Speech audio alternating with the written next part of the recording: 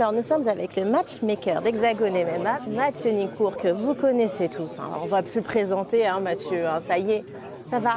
Ça va. Je voudrais en savoir plus sur cette carte du 26 janvier, du moins des infos qu'on peut avoir pour l'instant.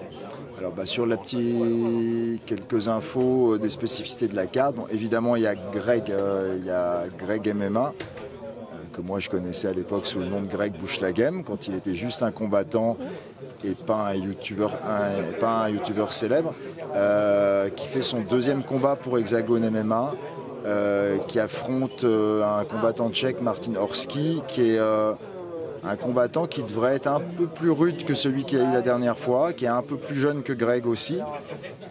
Donc on monte crescendo, c'est-à-dire que Greg il est sous contrat avec nous pour plusieurs combats. L'idée c'est d'élever le niveau, à chaque nouvel événement où Greg participe. Et donc là, Martin Horský il a déjà gagné sur Hexagone MMA. C'est un combattant qui a une force brute un peu, qui ne devrait pas tomber sur une droite comme le dernier adversaire de Greg, et qui est un peu plus jeune que Greg aussi, qui a une bonne condition physique a priori. Donc ça va être un combat à mon avis très équilibré, où Greg a l'avantage techniquement je pense, mais au niveau conditions physiques et au niveau résistance, il devrait tomber sur un adversaire qui ne va pas être facile. D'accord. Alors, est-ce que c'est reconnaître que le précédent adversaire était plus facile pour Greg ?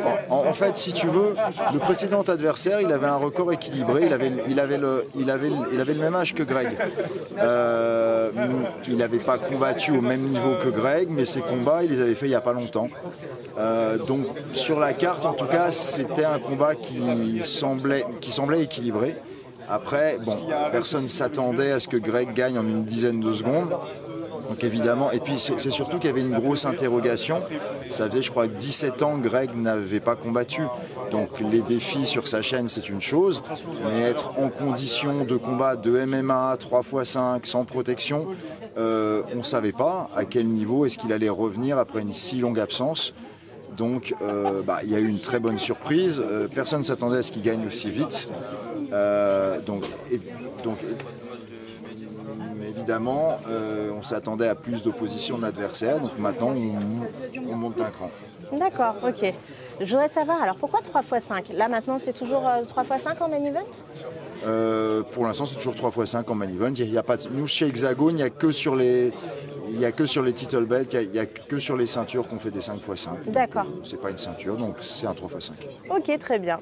Et si il y a d'autres aussi combattants intéressants sur cette carte ? Alors on a Mehdi Ben Lagdar qui revient, deuxième combat sur Hexagone MMA, qui était tombé un petit peu sur un os, qui s'est fait prendre à froid sur son dernier combat. Donc qui me harcèle un petit peu depuis le dernier pour revenir. Donc on est très content qu'il puisse revenir sur cette carte avec à nouveau un adversaire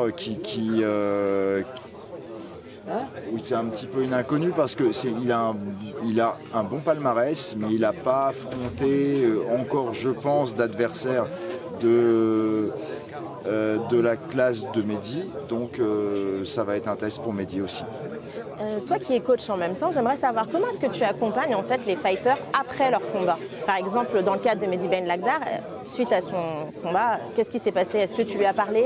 Alors on a discuté un peu, j'ai été le voir tout de suite après son combat, parce que je me doutais que en tant qu'ancien combattant, même avant que coach, je sais ce que c'est aussi. Après, je ne suis pas le coach de Mehdi, donc je ne le suis pas tous les jours dans ses entraînements, mais je suis bien évidemment allé le voir après son combat. Oui. Comme quoi, les matchmakers, ils sont très proches en fait, finalement, des combattants. En fait, c'est ça qui est un petit peu difficile, c'est que on apprend à connaître les différents combattants de notre organisation. Évidemment, on veut leur bien, évidemment, on veut qu'ils progressent, mais ils doivent s'affronter les uns les autres et il y a toujours un vainqueur, un vaincu dans un combat. C'est vrai. Ok, on a aussi vu Nassim là tout à l'heure. Oui.